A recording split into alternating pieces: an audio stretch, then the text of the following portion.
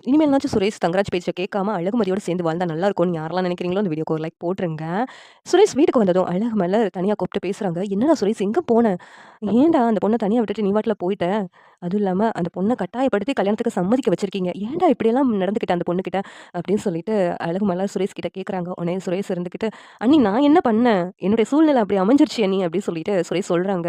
"இங்க பாருடா அந்த பொண்ணு தனியா உட்காந்து ஃபீல் பண்ணி அழுதுகிட்டு இருந்துச்சுடா. பாவம்டா அந்த பொண்ணு நல்ல பொண்ணா இருக்குது.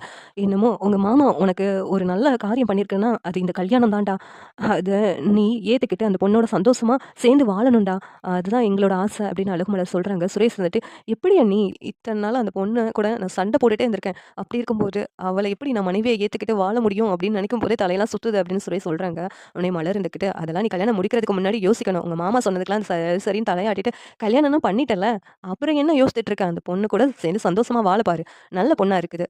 நான் சொன்னது ஞாபகம் இருக்குதுல்ல?" அப்படின்ட்டு மலர் சொல்றாங்க. உடனே சுரேஷ் வந்துட்டு தலையாட்டிட்டே போறாங்க. இங்க ரூம்குள்ள வந்ததும் அழகுமதி உட்காந்துட்டு இருக்காங்க. உட்கார்ந்து இருந்தத பார்த்துட்டு சுரேஷ் இருந்துட்டு அழகுமதி கிட்ட போயிட்டு, "இங்க பாரு, நம்ம சந்திப்புல இருந்து இப்போ வரைக்கும் நம்ம எதிரும் புதிருமா தான் இருந்துகிட்டு இருக்கோம். ஆனா, இனிமேல் நம்ம 2 பேரும் சேர்ந்து ஒரு வாழ்க்கைய வாழ போறோம். அதுல நம்ம இப்படி இருக்க அவசியம் கிடையாது. நான் இதுவரைக்கும் பண்ண தப்புக்கெல்லாம் உன்கிட்ட மன்னிப்பு கேட்கிறேன். உன் கூட சேர்ந்து சந்தோஷமா நம்ம வாழ்க்கைய ஆரம்பிக்கலாம்னு நினைக்கிறேன். இதுவரைக்கும் நடந்ததுக்கெல்லாம் நான் உன்கிட்ட மன்னிப்பு கேட்கிறேன்" அப்படின்னு சொல்லிட்டு சுரேஷ் வந்து அழகுமதி கிட்ட மன்னிப்பு கேட்குறாங்க. உடனே அழகுமதிக்கு, "என்ன நம்மகிட்ட பேசுறது சுரேஷ் தானா? இல்லாட்டி வேற யாரா? இவன் வந்து இப்படிலாம் என்கிட்ட பேசவே மாட்டானேன்னு" சொல்லி எங்க அழகுமதிக்கு ஆச்சரியமா இருக்கு. இந்த சீரியல் எப்படி இருந்தா நல்லாருக்கும் நீங்க நினைக்கிறீங்கன்னு கமெண்ட் பண்ணுங்க. இந்த வீடியோ பிடிச்சிருந்தா லைக் பண்ணுங்க, ஷேர் பண்ணுங்க, சப்ஸ்கிரைப் பண்ணுங்க. Thank you.